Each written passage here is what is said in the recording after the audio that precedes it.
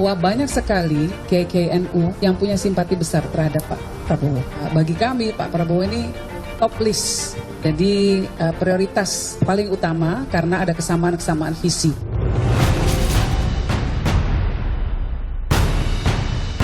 Kalau untuk memenangkan pertarungan Pilpres harus bersama kekuatan Nahdien. Untuk kekuatan Nahdien maka figur Nahdien harus tampil di situ.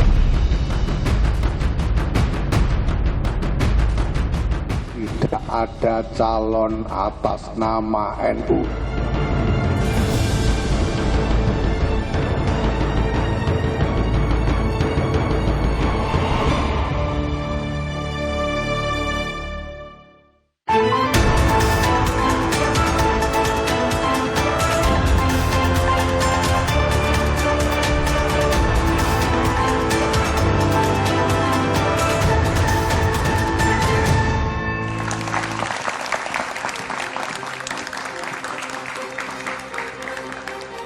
Selamat malam saudara. Nahdlatul Ulama atau NU tiba-tiba jadi incaran dan juga rebutan organisasi Islam terbesar di Indonesia bahkan di dunia, didekati dari kanan dan juga kiri. Pasalnya, suara NU dianggap akan menentukan kemenangan di pemilihan presiden tahun depan. Pengurus besar Nahdlatul Ulama PBNU jauh-jauh hari sudah menegaskan tak mau terlibat dan ikut-ikutan di ajang demokrasi 5 tahunan. PBNU juga melarang semua pengurus dan juga anggotanya menggunakan organisasi untuk kepentingan kontestasi. Meski demikian, masih banyak politisi dan berbagai koalisi yang berusaha merebut hati anggota organisasi yang identik dengan sarung dan juga peci. Caranya beragam, mulai dari mendekati figur hingga mengajak koalisi partai yang dianggap representasi dari organisasi ini. Mengapa suara NU diperebutkan? Benarkah suara NU akan menentukan kemenangan? Kita akan bahas bersama dengan sejumlah narasumber pada malam hari ini. Selamat datang dan selamat malam Ahmad Saroni, Bendahara Umum Partai Nasdem. Selamat malam. Selamat malam dan selamat datang juga Muhammad Hanif Dahiri, Wakil Ketua Umum PKB. Selamat malam. Selamat malam, Assalamualaikum. Waalaikumsalam. Selamat malam dan selamat datang juga Mas Edi Suparno, Sekjen Partai Amanat Nasional. Assalamualaikum. Waalaikumsalam. Dan juga selamat malam, juga selamat datang untuk Habibur Rahman, Wakil Ketua Umum Partai Gerindra. Assalamualaikum. Waalaikumsalam. Juga teman-teman mahasiswa dari Universitas Pancasila, Universitas Budi Luhur, Unika Atma Jaya, Politeknik Negeri Jakarta, Universitas Negeri Jakarta, dan Universitas Indonesia. Saudara, inilah Dua Arah. Saya Liviana Charlisa.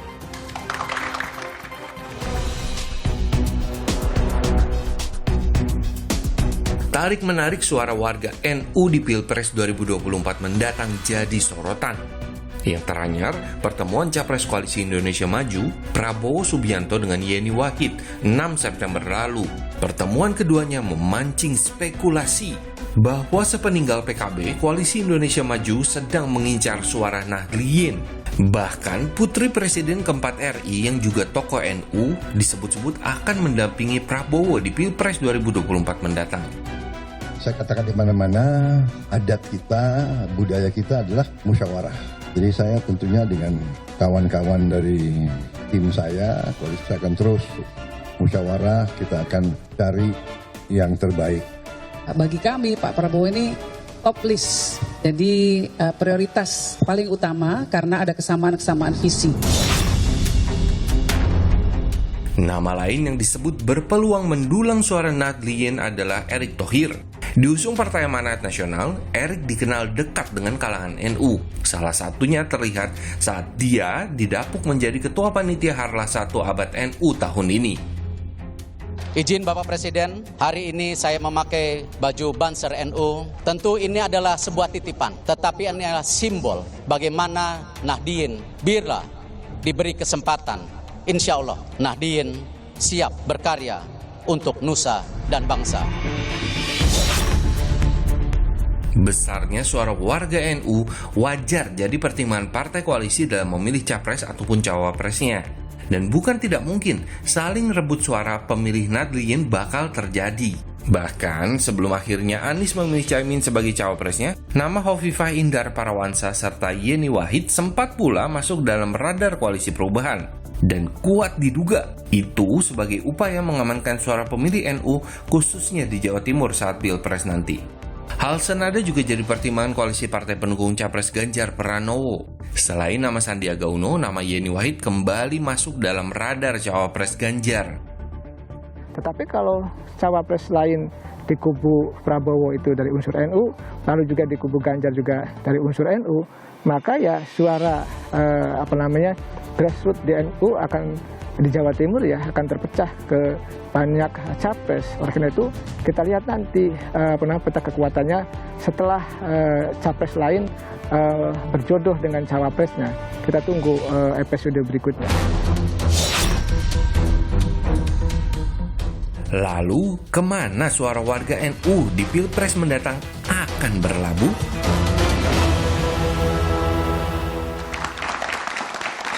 Kemana suara warga NU akan berlabuh di Pilpres nanti? Kita juga kehadiran panelis pada malam hari ini Ahmad Hoirul Umam, Direktur Eksekutif Indo Strategik. Mas Umam, selamat malam. Selamat malam, Mbak.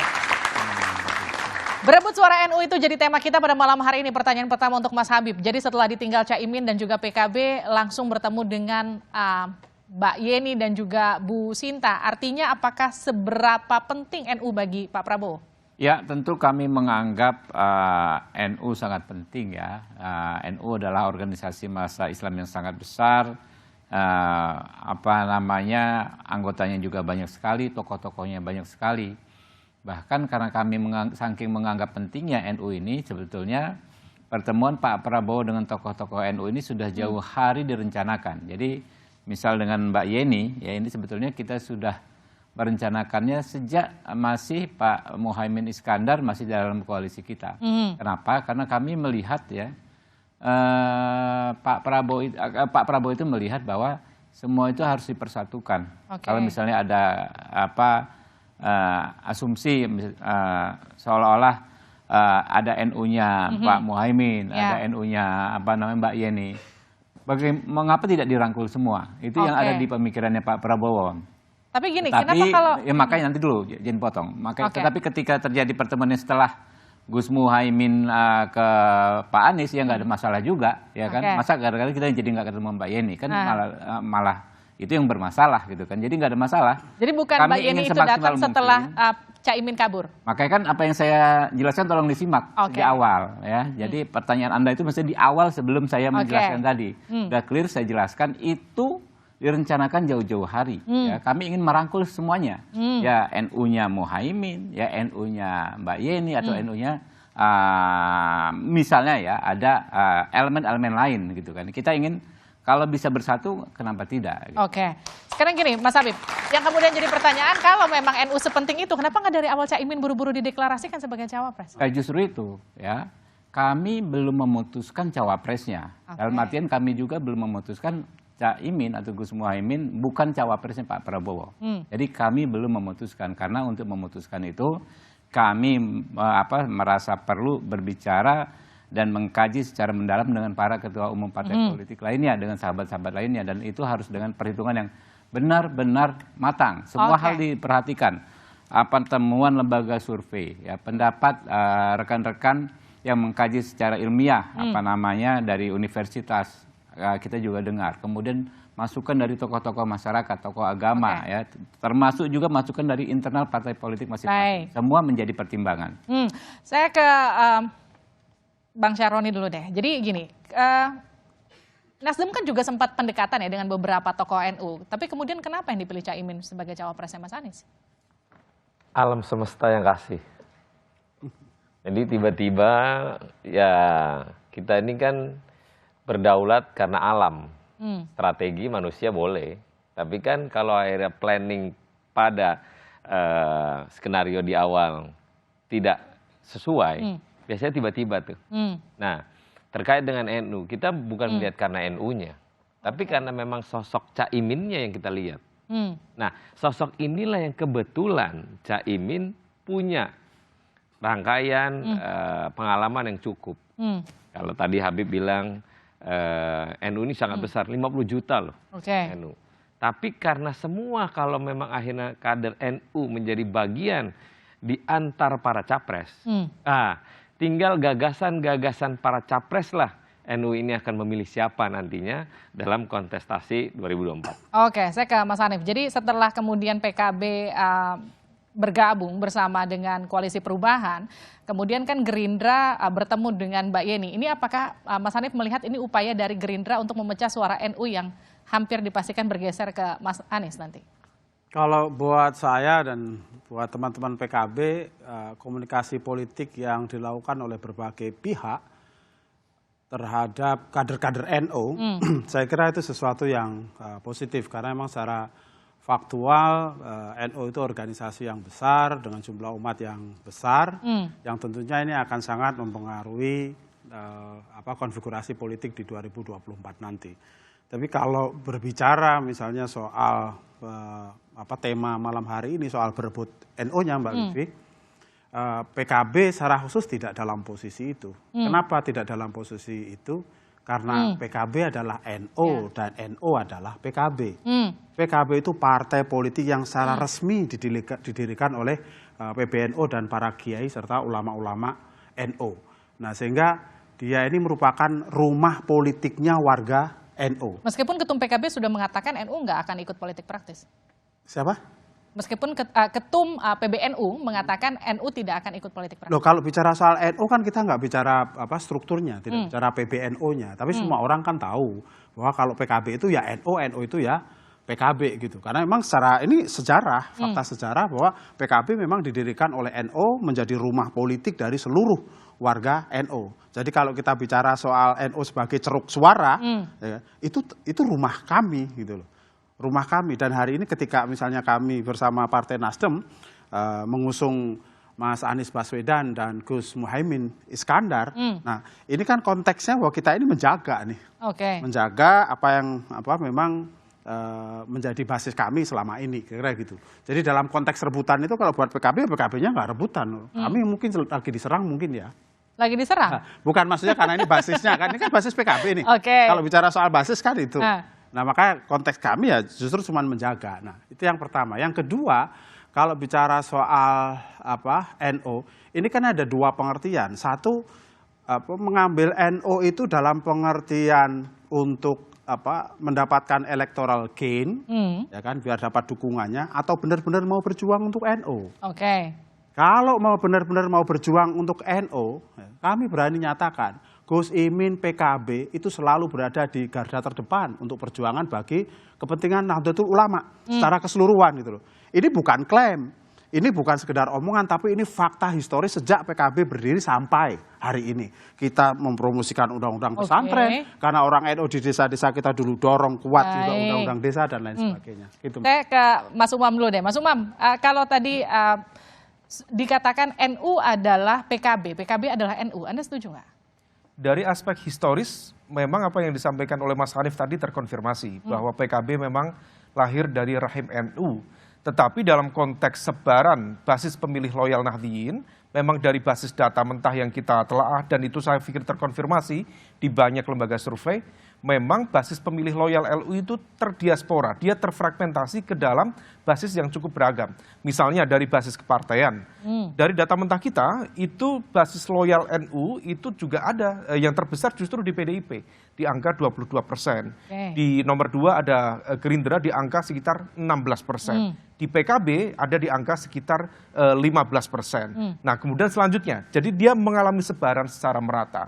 Tetapi dalam konteks klaim ke-NU-an, memang barangkali PKB bisa memiliki hak untuk melakukan itu, meskipun tentu tantangannya cukup beragam.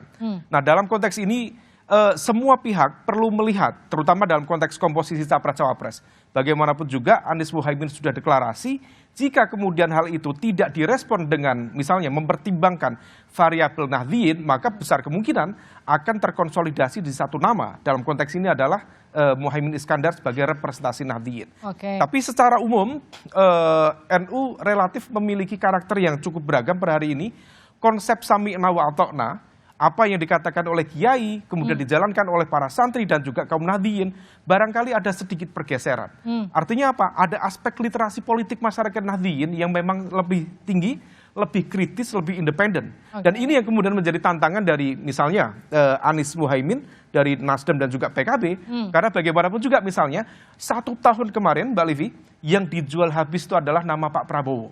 Bagaimana kemudian Caimin, PKB, memfasilitasi secara terbuka masuk ke simbol-simbol pesantren, ke kiai-kiai sepuh, ke jaringan-jaringan santri, yang kemudian penerimaannya cukup positif, tetapi kemudian ketika ada perubahan yang begitu cepat, bisa jadi kemudian memunculkan kebingungan. Dengan klaim, dengan judgement, dengan argumen apa, perubahan itu bisa dikomunikasikan. Nah ini yang kemudian perlu diuji. Oleh karena itu saya pikir hampir semua lembaga survei belum ada yang secara serius meletakkan satu simulasi nama Anies Muhaimin selama ini. Nah oleh karena itu bagaimanapun juga tantangan yang lain, soliditas elektabilitas PKB memang belum linier dengan elektabilitas Caimin. Ini yang kemudian menjadi tantangan serius.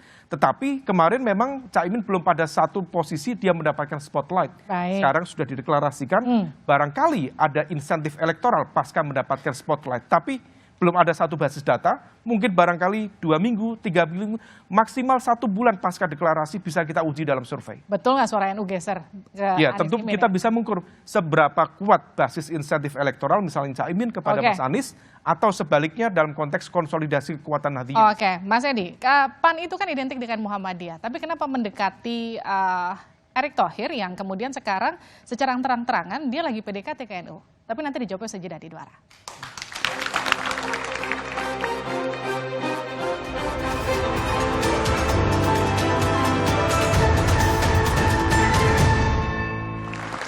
Anda kembali bersama kami di Dua Arah. Kita masih membahas mengenai berebut suara NU. Saya ke Mas Edi. Jadi kalau selama ini kan PAN dikenal basisnya suaranya Muhammadiyah. Tapi kenapa mendekati Erick Thohir yang lagi PDKT ke NU?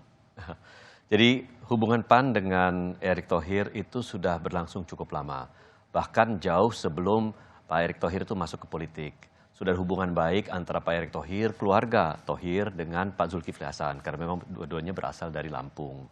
Nah, ketika Pak Erick Thohir kemudian aktif di politik, ya kita semakin mendekat bersamaan dengan dekatnya Pak Erick Thohir dengan teman-teman dari NU. Mendapatkan mandat untuk melaksanakan kegiatan-kegiatan besar NU, adalah 1 abad NU diantaranya, kemudian juga dekat dengan Banser.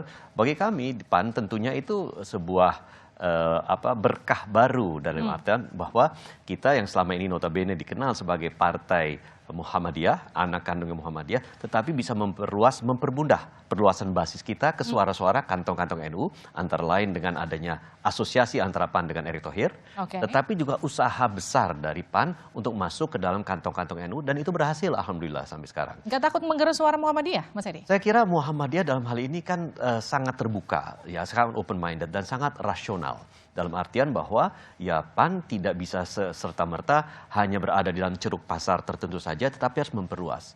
Yang tadinya terkenal sebagai partai urban, sekarang masuk juga ke daerah rural. Yang tadinya terkesan sebagai partai kaum intelektual, tetapi sekarang juga ke semua kalangan masuk.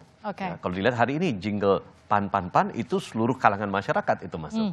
Jadi kita sudah dalam kesempatan menjelang 2024 kita masuk ke semua kalangan termasuk NU, dan itu alhamdulillah bisa kita laksanakan. Bahkan kader-kader dan caleg-caleg PAN dari NU, anak-anak putra-putra kiai-kiai NU sekarang masuk sebagai caleg-caleg PAN di DPR RI.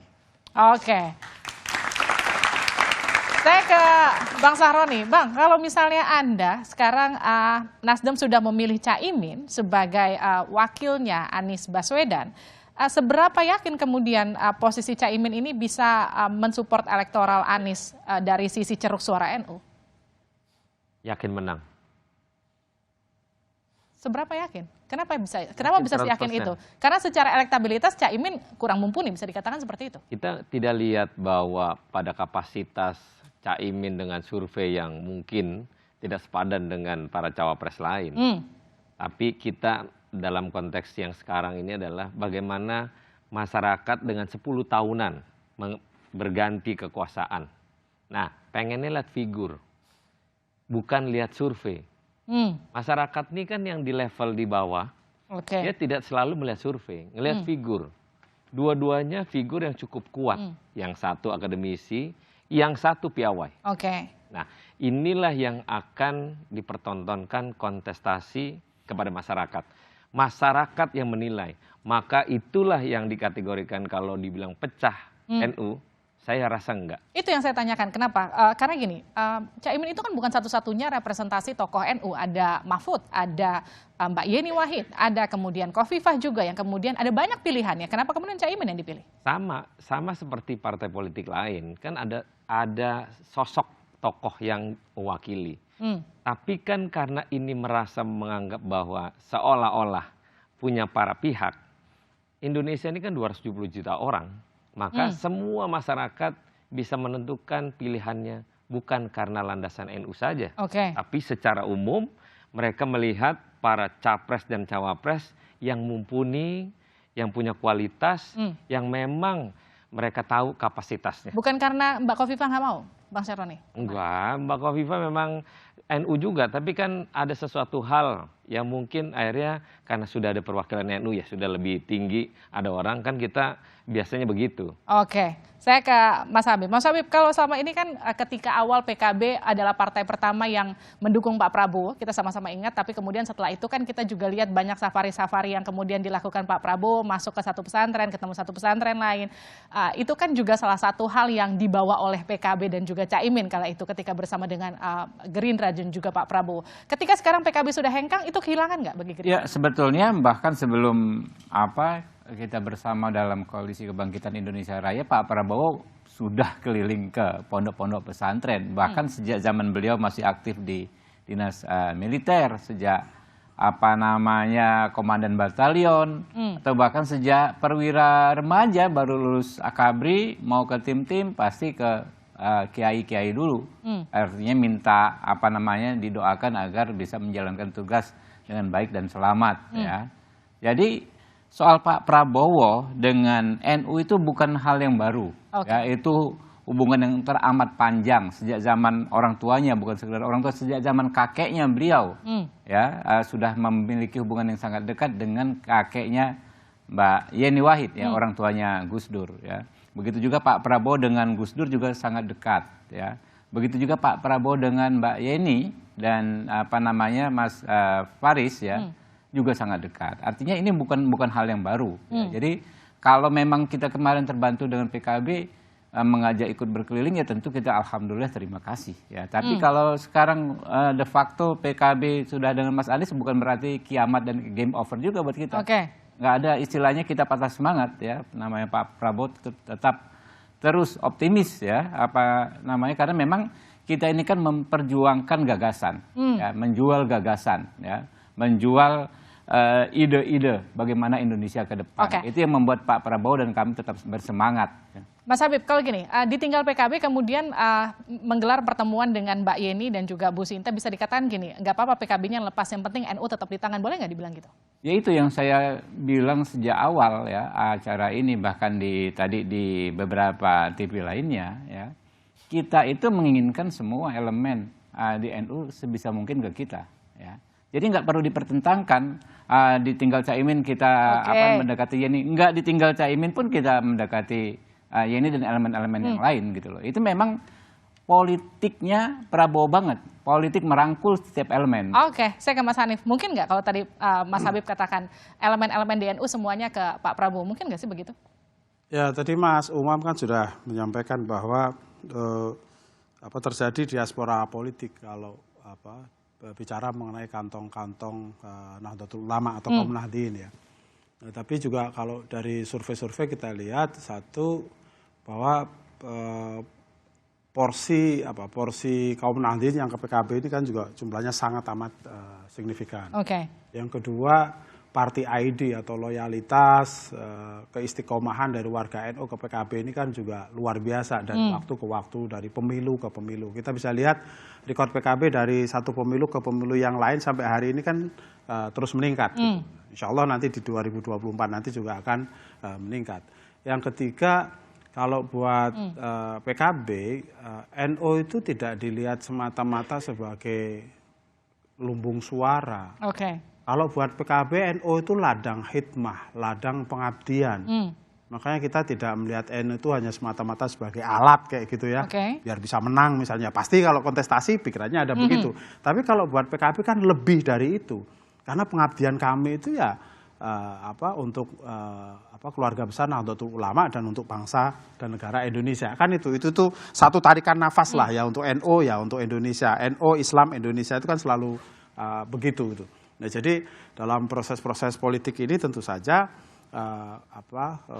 PKB ya menurut saya ya benar-benar bukan hanya sekedar melihat NU sebagai ceruk suara, tapi juga representasi dari perjuangan politik yang kita lakukan. Nah gini Mas Hanif, kalau dikatakan gini, ketika kemarin bersama dengan Pak Prabowo, PKB merapat ke sana, tapi Caimin tak juga kunjung dideklarasikan sebagai cawapres, kemudian sekarang langsung dideklarasikan bersama dengan Anies Baswedan, bisa nggak sih ngomongin gini, kalau misalnya memang yang diharapkan itu adalah ceruk suaranya NU di PKB, bukan Caimin ya? Ya sebenarnya kan dalam hampir tiap pemilu itu kan NU atau kader-kader NU itu kan menjadi perbincangan. Tapi masalahnya ini hanya jadi perbincangan saja atau gimana gitu. Nah ketika Pak Anies Baswedan bersama Nasdem kemudian berkoalisi dengan PKB dan mengusung Pak Anies dan Gus Muhaimin, nah ini kan lalu orang jadi rame lagi membicarakan mengenai kader-kader NU. Artinya kan tampilnya tampilnya Gus Imin sebagai calon wakil presiden bersama Mas Anies Baswedan ini kan jadi seperti melempangkan jalan bagi kader-kader NU ya untuk dihitung dalam politik nasional kita. Nah dengan demikian maka ya kalau buat kita hari ini ya kan yang benar-benar sudah sudah berpasangan ya kan. Mudah-mudahan nanti ini sampai dengan pendaftaran pemilu lancar-lancar gitu. Nah ini kan baru Gus Imin gitu. Jadi ya saya kira ini juga satu hal yang penting lah bagi kaum Nahdien karena Gus Imin ini bukan hanya sekedar asosiatif dengan NU, tapi beliau ya lebih dari sekedar NU. NU-nya 24 karat lah kira-kira. Nah ini kemudian kalau versinya Mas Hanif, Caimin itu kan dianggap NU-nya 24 karat. Tapi kan kalau hasil survei Litbang Kompas, saya ke Bang Syahroni, itu kan menunjukkan bahwa suara NU itu sebenarnya dominasinya masih terpecah ke PDIP dan juga ke Gerindra. PKB itu masih di urutan ketiga. Bisa nggak sih dikatakan jangan-jangan salah pilih nih Nasdem memilih PKB dan juga Caimin sebagai pendampingnya Anies? Tapi dijawabnya sejedah di luar.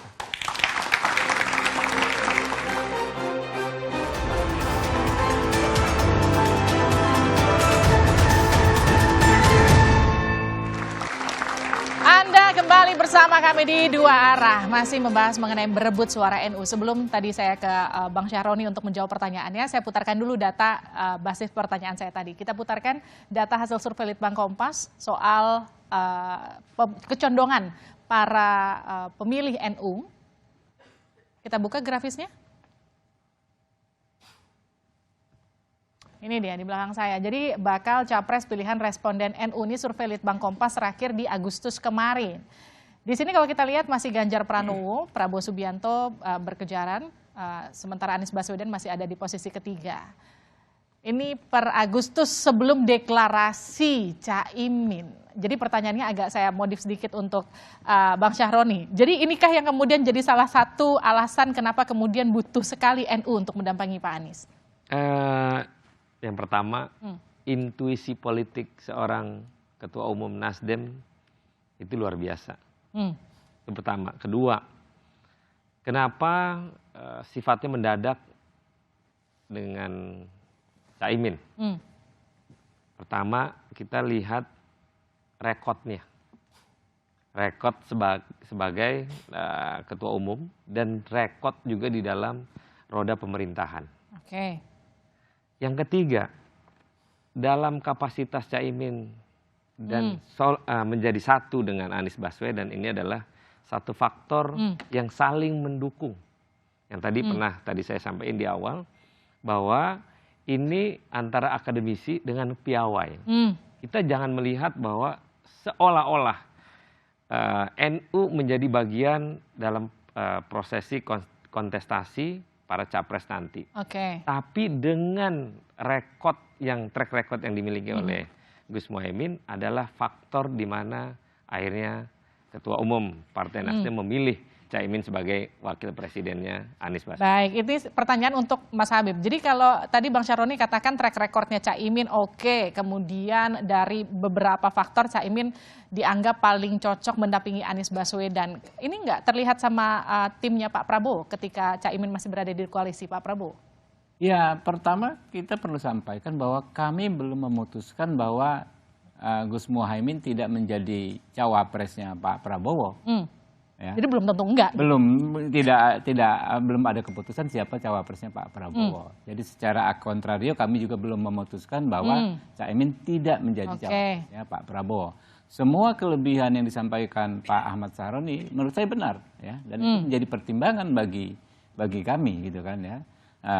Tapi tentu keputusan itu kan harus dibicarakan oleh Pak Prabowo bersama sahabat-sahabat para ketua umum partai politik, ya.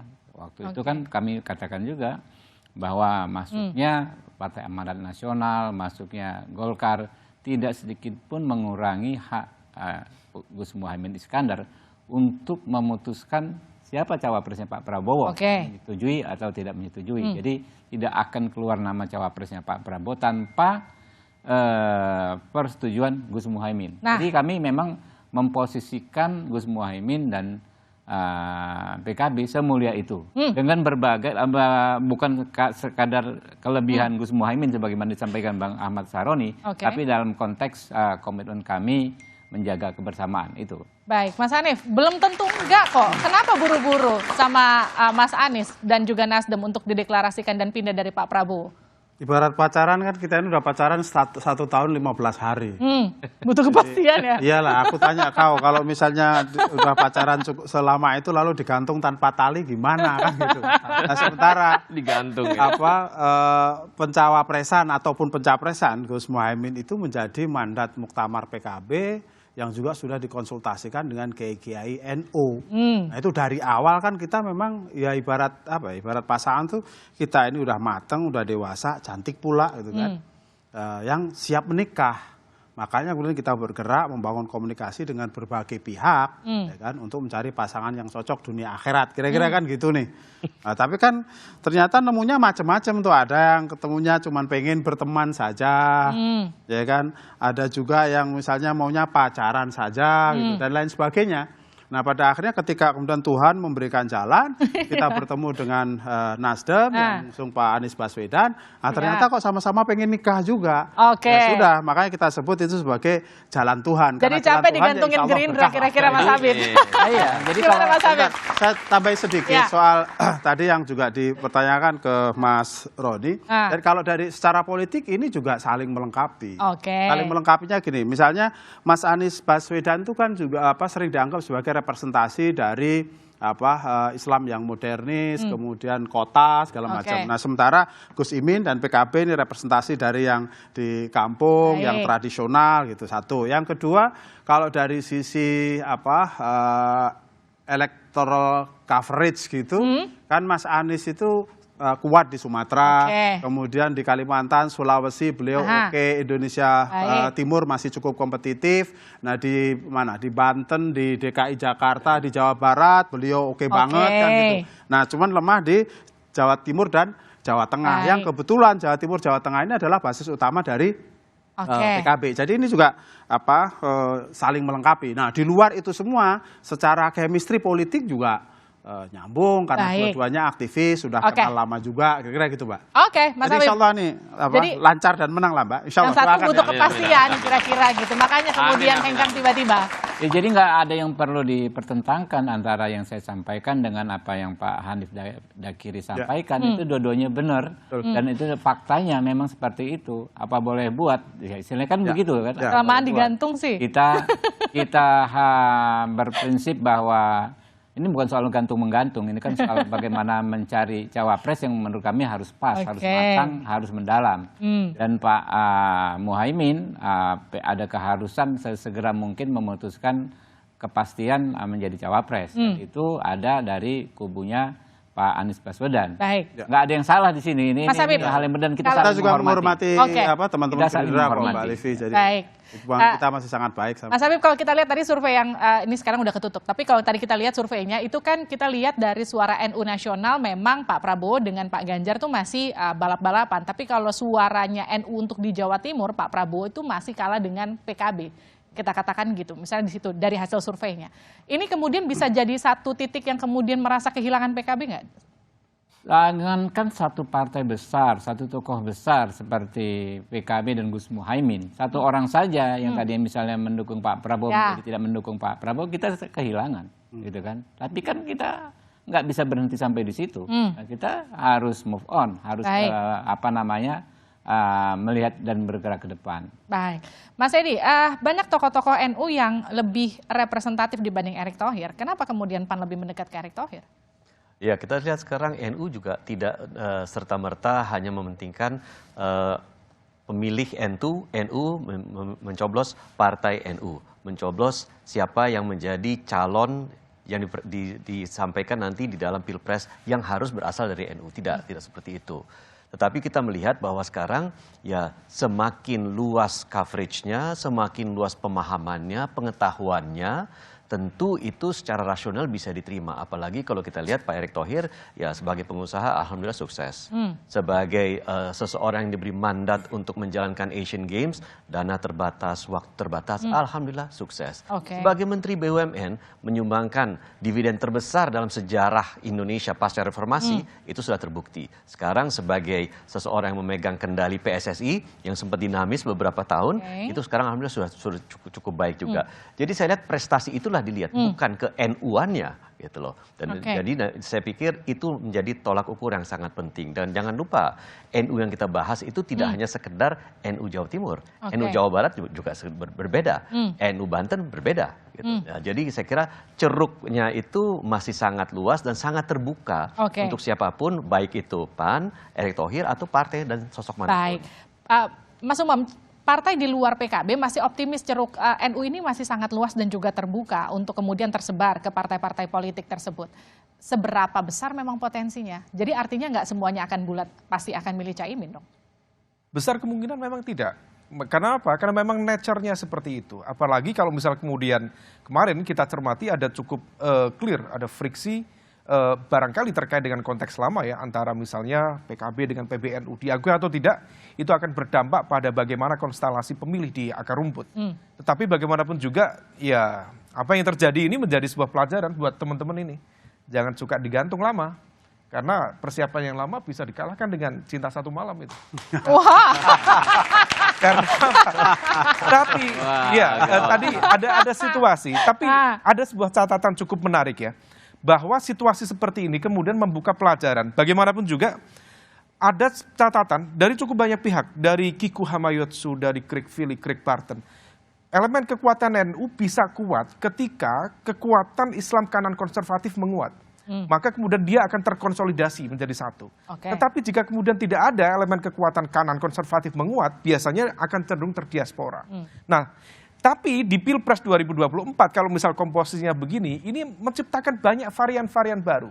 Kalau misal PKB dianggap sebagai representasi dari kekuatan Islam moderat dari Nahdlatul Ulama, kemudian kalau misal betul kemudian PKS masuk di sana yang selama ini di stereotip sebagai representasi dari kekuatan Islam kanan konservatif, ini akan menjadi sebuah varian baru. Sama dengan yang ada di kelompoknya Pak Prabowo, misalnya Mas Erik, meskipun kemudian ada stereotip seolah-olah, mohon maaf Mas Edi, NU naturalisasi.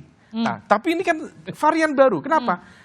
NU mungkin ya agak setengah misalnya, Muhammadiyah bukan. Tapi kemudian menjadi varian baru, barangkali namanya Nahdlatul Muhammadiyin. Setengah dari NU, setengah Muhammadiyah. Nah, oleh karena itu ini menjadi sebuah laboratorium politik, tetapi yang memang betul, tadi pertanyaan terakhir disampaikan Mbak Livi, Pak Prabowo harus mengantisipasi itu. Karena lepasnya PKB dari kubu Pak Prabowo bukan semata-mata 10% PKB, tetapi ada ceruk yang cukup besar. Ingat ya, di 2019 Pak Prabowo itu kalah dengan Pak Jokowi di Jawa Timur itu sekitar 8 juta. Di Jawa Timur. Di Jawa Tengah kalahnya Pak Prabowo dari Pak Jokowi itu di angka sekitar 11 juta. Gapnya cukup serius. Nah, salah satu kemudian waktu itu Pak Prabowo mendapatkan dukungan dari basis kekuatan Islam kanan konservatif, sekarang sudah melemah, kemudian harapannya di trade off oleh kekuatan Nahdlatul Ulama, sekarang PKB tidak di sana. Nah, ini yang kemudian harus ditambal betul. Maka kemarin pertemuan dengan Mbak Yeni itu bisa dianggap sebagai upaya untuk mengonsolidasikan sel-sel kekuatan NU yang lain yang barangkali memang di luar mainstream PKB, Caimin, walahi wasabi ajmain, dan teman-temannya yang lain. Oke, tapi kemudian jadi pertanyaan gini, ini kan ceruk suara justru dominannya kan di Gen Z dan juga milenial lebih dari 50%, tapi kenapa ceruk suara NU masih diperebutkan oleh partai politik? Nanti kita kembali saja di Dua Arah.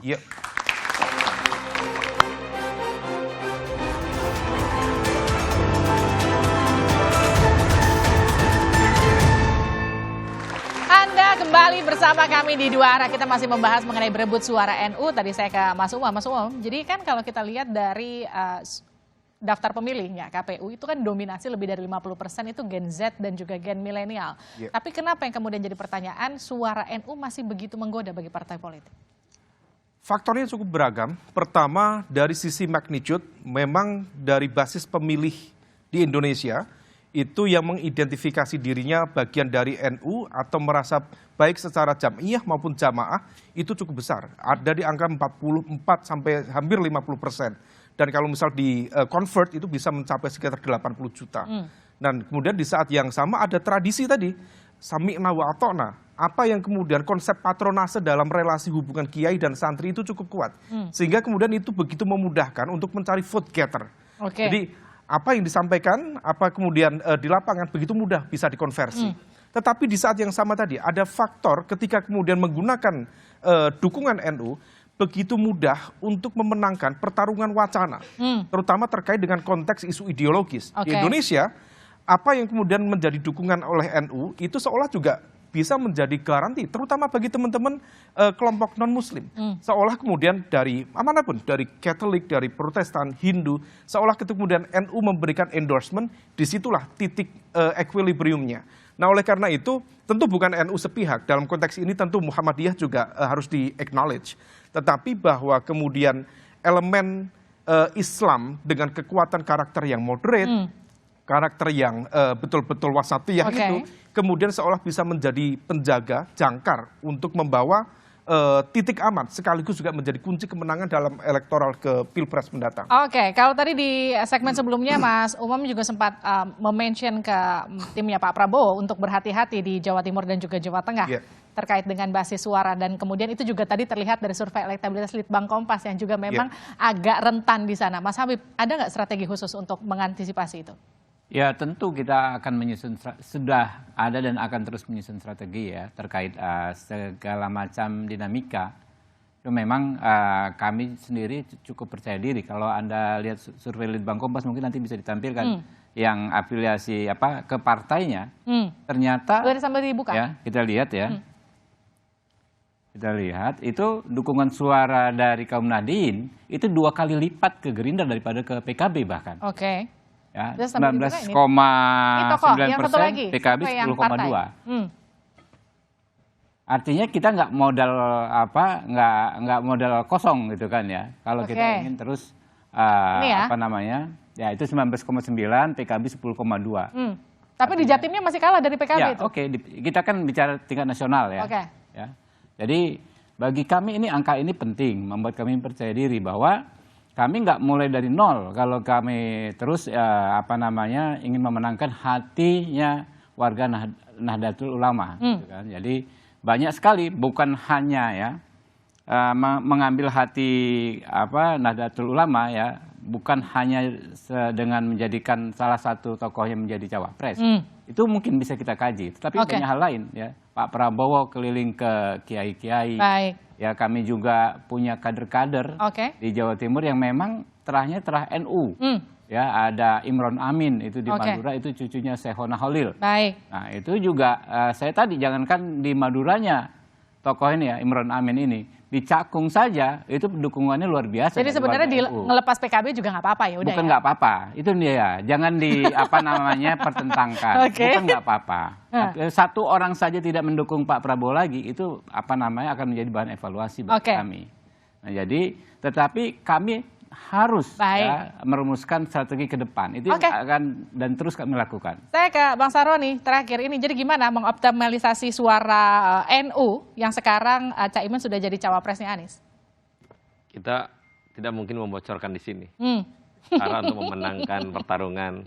Nanti setelah resmi baru kita akan beberin bagaimana langkah untuk memenangkan Anies Caimin. Tapi cukup optimis ya Nasdem ya? Sangat optimis. Bukan kepedean, tapi ini adalah langkah pertama mewujudkan Indonesia memiliki pemimpin masa depan yang kiranya tidak banyak cengkuneknya. Tiba-tiba muncul, tiba-tiba ada, dan alam mendukung, dan mudah-mudahan ini jadi pertama kali untuk melakukan sesuatu kemenangan di kekuasaan yang akan datang. Mas Edi, kalau tadi Mas Umam sempat pakai istilah naturalisasi NU dan juga Muhammadiyah, katakanlah seperti itu, gimana PAN melihat dan merebut ceruk suaranya NU ke depan? Saya melihat begini, pertama saya sendiri anggota DPR RI dari dapil yang notabene 80% adalah pemilih NU. Dan saya terpilih. Jadi menurut saya ketika kita berbuat, ketika kita real melihat masyarakat, melihat bahwa kita berbuat untuk masyarakat, itu akan terjadi.